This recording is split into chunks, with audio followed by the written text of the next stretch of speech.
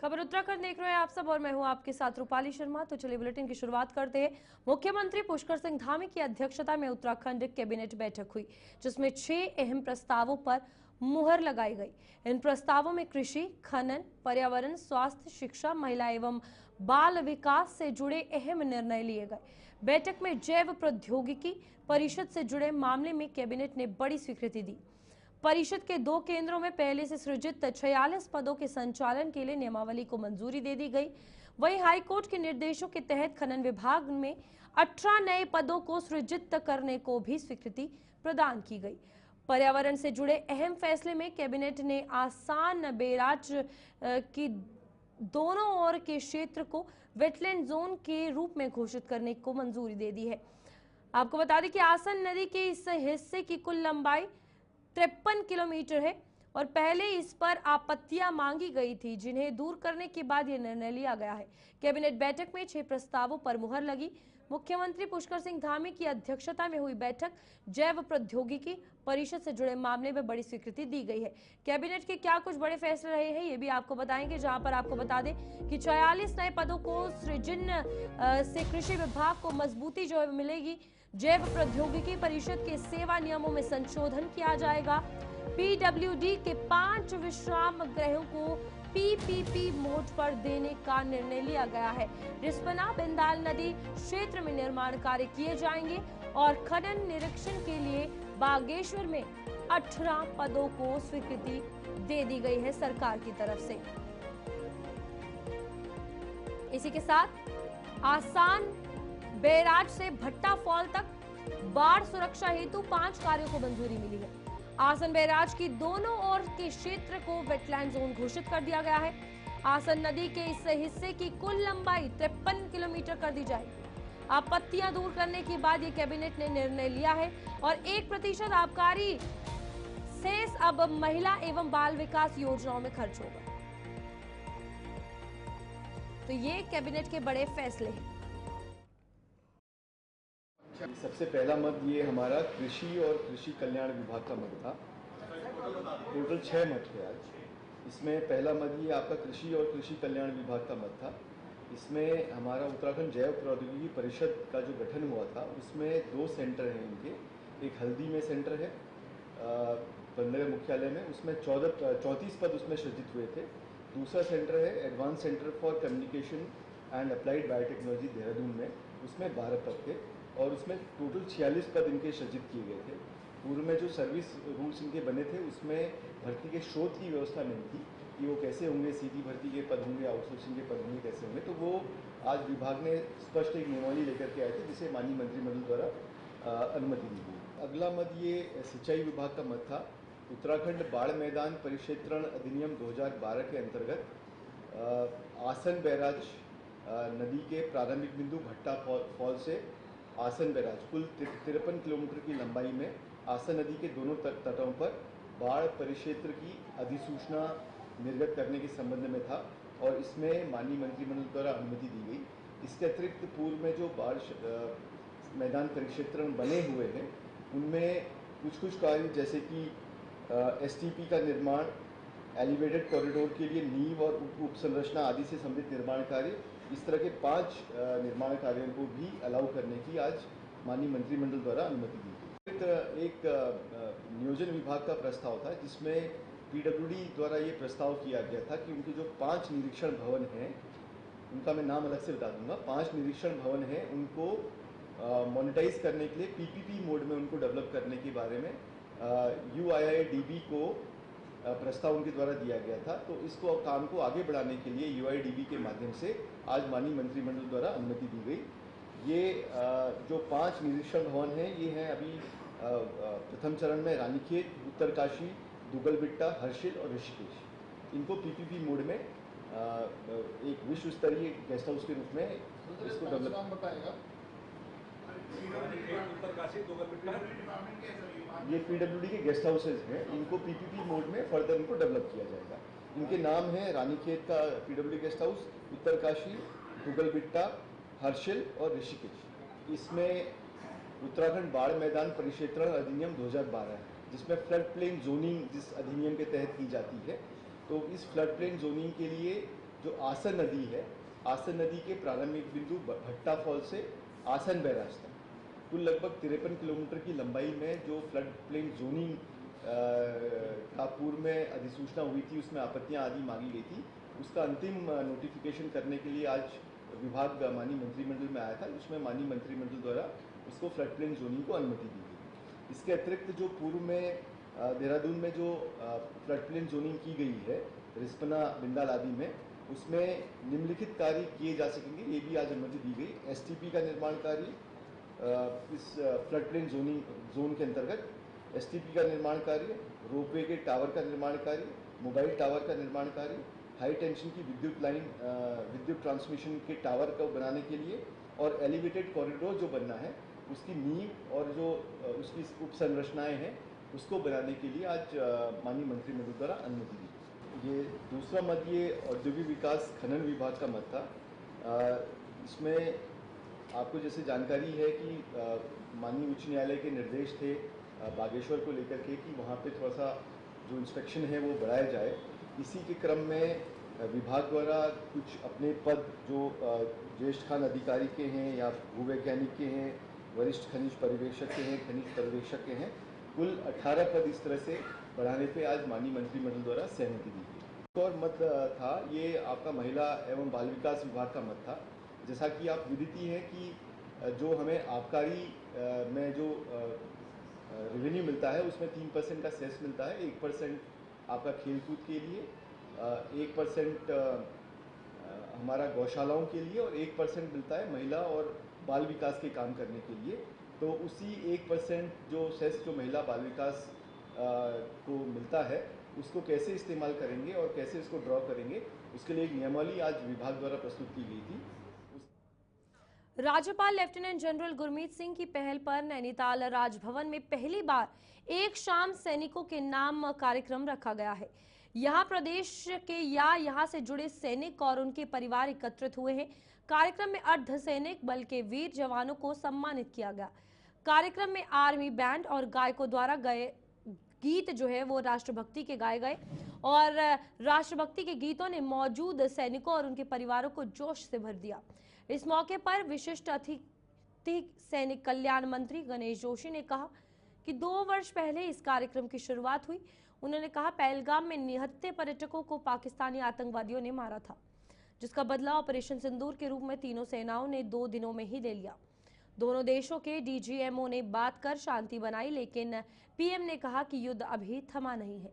कहा कि देश में कोई भी युद्ध या हमले में एक न एक उत्तराखंडी जवान शहीद होता है।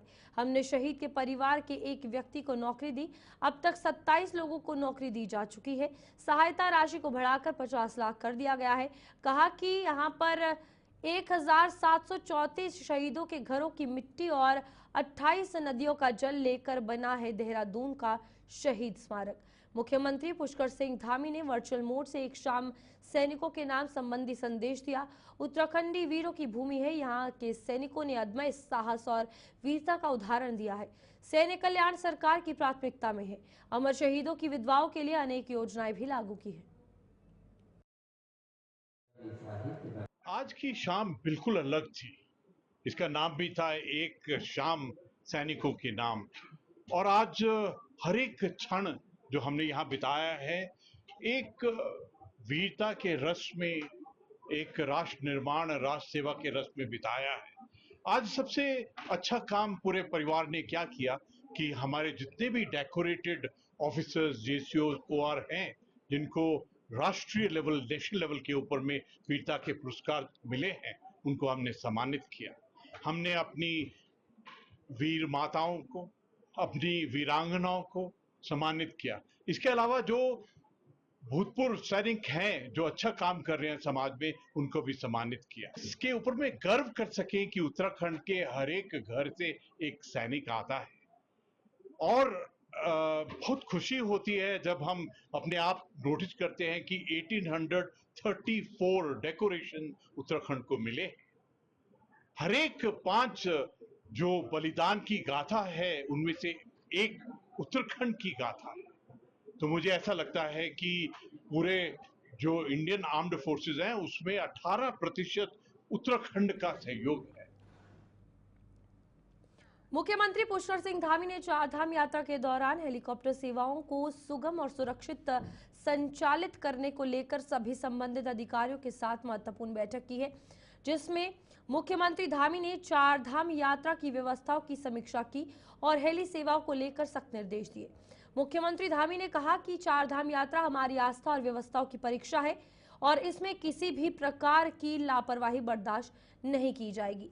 लगातार मुख्यमंत्री चारधाम यात्रा को लेकर कदम उठा रहे हैं और इस बीच सख्त निर्देश जो है वो सभी अधिकारियों को देते हुए नजर आ रहे हैं। इस बीच मुख्यमंत्री ने क्या क्या दिशा निर्देश दे दिए गए हैं, सख्त निर्देश दिए हैं, ये भी आपको बताते हैं। जहां पर आपको बता दें कि फिलहाल हेली सेवा संचालन की नियमावली का सख्ती से पालन करना सुनिश्चित करें, ये सभी अधिकारियों को कह दिया गया है। इसके बाद पायलटों को नियमित अंतराल पर पर्याप्त विश्राम जो है वो मिलना चाहिए, ये भी चारधाम यात्रा के लिए कह दिया गया है। इस बीच हेलीकॉप्टर की तकनीकी फिटनेस की समयबद्ध जांच अनिवार्य की जाए, ये सबसे इंपॉर्टेंट है, और एविएशन कंपनियों की दैनिक उड़ानों की अधिकतम सीमा की समीक्षा भी की जाए, तो ये महत्वपूर्ण हो जाता है ताकि किसी भी तकनीकी या मानवीय त्रुटि की संभावना को कम किया जा सके। तो मुख्यमंत्री ने ये निर्देश दिए हैं। आपातकालीन स्थितियों से निपटने को लेकर तैयारी के निर्देश दे दिए हैं। एक के बाद एक निर्देश जो है वो मुख्यमंत्री पुष्कर सिंह धामी ने दिए हैं। खराब मौसम में आपात स्थितियों से निपटने के लिए भी जो है वो तैयारी रखें। यूकाडा को पूरी तैयारी रखने के मुख्यमंत्री ने निर्देश जो है वो दे दिए गए हैं। अतिरिक्त हेलीपैड बनाने की संभावनाओं की समीक्षा के भी आदेश सीएम पुष्कर सिंह धामी की तरफ से दिए गए। श्रद्धालु की सुरक्षा और यात्रा व्यवस्था को सर्वोपरि बताया गया है इस बीच कि ध्यान जो है वो रखना है और तमाम सुरक्षा के हवाले से और यात्रा के हवाले से सख्त निर्देश जो दिए हैं उनका पालन करना है। वहीं उत्तराखंड में चल रही चारधाम यात्रा के दौरान संचालित हेली सेवा के तहत हेलीकॉप्टर हादसे बढ़ रहे हैं। प्रदेश में अभी तक ऐसे 4 हादसे हो चुके हैं, जिनको लेकर विपक्ष लगातार सवाल भी उठा रहा है। हालांकि हेली सेवाओं के संचालन के लिए सख्त गाइडलाइन बनाने की बात मुख्यमंत्री कह चुके हैं। इसको लेकर कैबिनेट मंत्री सौरभ भगोना का कहना है कि सरकार की प्राथमिकता श्रद्धालुओं को सुविधा और सुरक्षा देना है। हम चाहते हैं कि पूरे विश्व को चारों धामों का आशीर्वाद मिले, और हाल ही में जो इमरजेंसी लैंडिंग हुई, भगवान का आशीर्वाद था कि 6 लोग सुरक्षित रहे। वहीं मुख्यमंत्री ने स्पष्ट कहा है कि सेफ्टी ऑर्डर होना चाहिए। कोई भी मशीनरी या टेक्नोलॉजी है वह कभी भी खराब हो सकती है, लेकिन सेफ्टी ऑडिट सरकार की प्राथमिकता होनी चाहिए ताकि जो भी श्रद्धालु हेली सेवा का इस्तेमाल कर रहा हो वो सुरक्षित रहे और चारधाम यात्रा पर कोई बात ना आए जिससे आगे आने वाले श्रद्धालु पर कोई असर ना पड़े। नहीं, देखिए, सरकार की प्राथमिकता हमारे श्रद्धालुओं को सुविधा देने की है और सुरक्षा प्रदान करने की है। हम चाहते हैं कि चारधाम यात्रा में पूरे विश्व को बाबा केदार, बाबा बद्री विशाल, यमुनोत्री धाम, गंगोत्री धाम, हेमकुंड साहिब का आशीर्वाद मिले। उसके लिए सरकार लगातार कोशिश भी कर रही है, लेकिन आपने सही कहा कि सुरक्षा बहुत बड़ी एक हमारी प्राथमिकता है। और जहाँ तक मुझे पता है कि जो कल परसों जो हेलीकॉप्टर लैंड हुआ, इसमें समस्या आई, 6 भगवान का आशीर्वाद था कि 6 के 6 लोग जो है। नहीं, देखिए, सरकार की प्राथमिकता हमारे यमुनोत्री धाम आज सड़कों का जाल बिछ गया है। आज बात ना आए जिससे कि आगे आने वाले श्रद्धालुओं पे असर पड़े।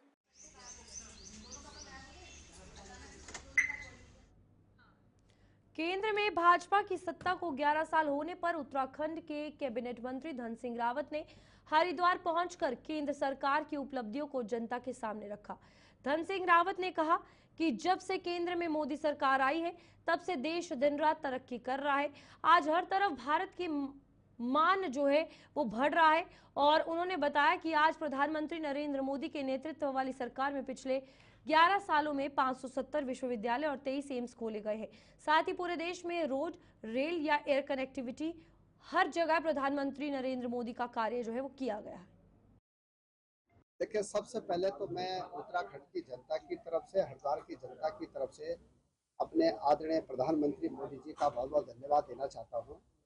ये 11 साल भारत के लिए, जब से हमारे प्रधानमंत्री मोदी जी देश के प्रधानमंत्री बने हैं, सेवा, सुशासन और गरीब कल्याण के लिए 11 साल उन्हें समर्पित किए हैं। आज आप देख रहे होंगे कि पूरे देश में आज सड़कों का जाल बिछ गया है। आज 65 करोड़ 65 लाख से ज्यादा परिवारों को फ्री का राशन देने का काम मोदी जी ने किया है। घर घर पानी देने का काम मोदी जी की सरकार कर रही है। घर घर उज्ज्वला कनेक्शन देने का काम मोदी जी की सरकार कर रही है। 4 करोड़ से ज्यादा गरीब लोगों को पक्का घर बनाने का काम मोदी जी की सरकार ने किया है। और मैं कह सकता हूं कि भारत का मान सम्मान बढ़ाने का काम भी आज मोदी जी के नेतृत्व में हुआ है। और मैं कह सकता हूं कि जो नारा है हम लोगों का कि मोदी जी हैं तो मुमकिन है, ये उस नारे को उन्होंने आज साकार किया है।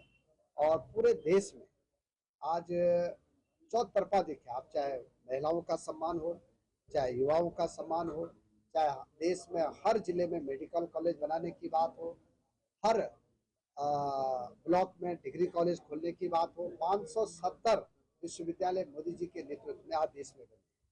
आज प्रदेश के कृषि मंत्री गणेश जोशी ने रुद्रपुर स्थित भाजपा जिला कार्यालय में प्रेस वार्ता के दौरान मोदी सरकार के 11 वर्षों के कार्यकाल को सेवा, सुशासन और गरीब कल्याण की दिशा में ऐतिहासिक यात्रा बताया है।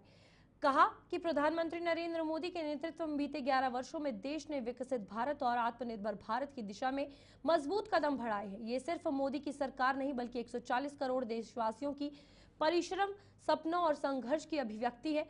उन्होंने कहा कि ये कालखंड भारत के भविष्य की मजबूत नींव रखता है। उन्होंने कहा कि शासन अब सेवा का माध्यम बन गया है, सरकार अब सहभागी बन चुकी है और सुशासन अब भारत की संस्कृति बन रहा है। उन्होंने कहा कि कृषि क्षेत्र में बड़े बदलाव आए हैं। सरकार ने कृषि बजट को बढ़ाने का काम किया है जिससे किसानों को सीधा लाभ मिला है। उन्होंने कहा जितनी भी योजनाएं बनाई गई हैं वे गरीबों के केंद्रित कर के बनाई गई हैं। 11 सेवा, शासन व गरीब कल्याण, केंद्र सरकार ने जितनी भी योजनाएं बनाई हैं देश के आम गरीब को फोकस करके बनाई हैं। आज 10 करोड़ से अधिक किसानों को किसान सम्मान निधि जारी की जा रही है जो छोटे व गरीब किसान। आज 10 करोड़ से अधिक लोगों को शौचालय दिए गए हैं जो कि गरीब लोग हैं। आज 11 करोड़ 56 लाख लोगों को उज्ज्वला योजना की मार्फत से गैस कनेक्शन दिए गए हैं, ये गरीब लोग हैं। आज 2 करोड़ 68 लाख लोगों को सौभाग्य योजना के माध्यम से बिजली के कनेक्शन दिए गए हैं, ये सब गरीब लोग हैं। आज हर घर जल हर घर नल के माध्यम से 4 करोड़ 92 लाख लोगों को कनेक्शन दिए गए हैं। प्रदेश में महिलाओं व बच्चियों के खिलाफ हिंसा, बलात्कार व हत्या के मामले बढ़ने को लेकर एक बार फिर कांग्रेस ने सवाल उठाए हैं। कांग्रेस प्रदेश उपाध्यक्ष सूर्यकांत धस्माना का कहना है कि महिला अपराध में उत्तराखंड पूरे देश के हिमालयी राज्यों में पहले पायदान पर आ गया है, किंतु इस ज्वलंत विषय पर राज्य की सत्ताधारी पार्टी की महिला शाखा भारतीय जनता महिला मोर्चा, राज्य का महिला आयोग और राज्य बाल आयोग खामोश बैठे हैं। धस्माना ने कहा कि इन तीनों संगठनों के अध्यक्षों से कांग्रेस का सीधा सवाल है कि क्या हरिद्वार भाजपा महिला मोर्चा की पूर्व अध्यक्ष अनामिका शर्मा की नाबालिग मासूम 13 वर्षीय बेटी के साथ उसी की मां द्वारा करवाए गए दुराचार मामले को इन संगठनों ने लिया है, और अगर लिया है तो क्या उस पीड़ित बच्ची से मिलने हरिद्वार गई हैं और क्या इस मामले में इनके द्वारा कोई कार्रवाई की गई। उन्होंने भाजपा महिला मोर्चा, राज्य महिला आयोग व राज्य बाल आयोग पर तीखा हमला बोला है। देखिए, उत्तराखंड में महिलाओं के खिलाफ लगातार अपराध के मामले बढ़ते जा रहे हैं। महिलाओं के खिलाफ हिंसा, हत्या, बलात्कार, और आज मेरा सवाल इस राज्य के महिला आयोग के अध्यक्ष से, राज्य की बाल आयोग के अध्यक्ष से, राज्य की उत्तराखंड प्रदेश भारतीय जनता पार्टी महिला मोर्चा की अध्यक्ष, तीनों त्रिमूर्ति। कहीं डेमोग्राफी चेंज की बात होगी तो सबसे पहले इनका बयान आप देखेंगे। केदारनाथ में गैर हिंदू यात्रा में न जावें, उसके मामले में आशा नोटियाल जी का बयान देखेंगे। कहीं कोई हिंदू मुस्लिम लड़के लड़की का मामला होगा तो वहाँ पे गीता खन्ना और महिला आयोग की अध्यक्षा जी को आप खुद सशरीर पाएंगे, लेकिन अंकिता भंडारी के मामले में आप इनको कहीं नहीं पाएंगे। और सबसे आश्चर्यजनक बात यह है कि एक सप्ताह हो गया, इन्हीं की विचारधारा की, भारतीय जनता पार्टी की महिला मोर्चा की जिला अध्यक्ष हरिद्वार की, उन्होंने स्वयं अपनी बेटी के साथ, 13 वर्षीय बेटी के साथ जो कुकृत्य करवाया, जो दुराचार उसके साथ करवाया, जो उसका शारीरिक शोषण करवाया, बलात्कार का मामला दर्ज हुआ है और उसमें अनामिका शर्मा और उनके 2 पुरुष मित्र गिरफ्तार हुए हैं। मेरा सवाल सीधा बाल आयोग के अध्यक्ष से, महिला आयोग के अध्यक्ष से और प्रदेश महिला मोर्चा की अध्यक्ष से, तीनों से मेरा सवाल है कि 1 सप्ताह से ज्यादा हो गया इस प्रकरण को, जेल में है अनामिका। मंगलौर पहुंची लालडांग की विधायक अनुपमा रावत ने एक प्रेस कॉन्फ्रेंस के माध्यम से भाजपा पर कड़े व्यंग करते हुए कहा कि भाजपा शासनकाल में महिलाओं पर भारी अत्याचार हो रहे हैं और महिलाओं का शोषण चरम पर है। जहां एक और भाजपा बेटी बचाओ बेटी पढ़ाओ की बात करती है, वहीं आज भाजपा के राज में बेटियां या महिलाएं सुरक्षित नहीं है। वहीं पूर्व राज्य मंत्री आदित्य राणा ने भाजपा के दौर में महिलाओं की सुरक्षा को लेकर और महंगाई को लेकर कई बड़े सवाल खड़े किए हैं। भाजपा पूरी तरीके से फेल हो चुकी है। आज आप घोटालों की बात करें तो आप देख रहे हैं किस तरीके से घोटालों में पूरी तरीके से संलिप्त हो चुके हैं सरकार। उसी तरीके से आप महिला सुरक्षा की बात करें तो पूरी तरीके से फेल्योर है। आज खुद इनके पदाधिकारी भाजपा के, इनके पदेन व्यक्ति, दर्जा प्राप्त व्यक्ति जो है महिला शोषण में, महिला उत्पीड़न में नंबर 1 चल रहे हैं। और सबसे ज़्यादा दिल दहलाने वाली बात यह है कि अभी कुछ समय पहले स्वयं एक माँ अपनी नाबालिग बच्ची का शोषण कर रही है, जो खुद महिला उनके एक संगठन का विंग का अध्यक्ष है। तो क्या रामनगर की बिगड़ती यातायात व्यवस्था, लचर कानून व्यवस्था और जिला विकास प्राधिकरण की कार्यप्रणाली को लेकर कांग्रेस कार्यकर्ताओं ने जोरदार प्रदर्शन किया है। कांग्रेस के वरिष्ठ नेता और पूर्व विधायक रणजीत सिंह रावत के नेतृत्व में कार्यकर्ताओं ने तहसील परिसर पहुंचकर प्रदेश सरकार और पुलिस प्रशासन के खिलाफ नारेबाजी की और उप जिलाधिकारी प्रमोद कुमार के माध्यम से मुख्यमंत्री को ज्ञापन भेजा।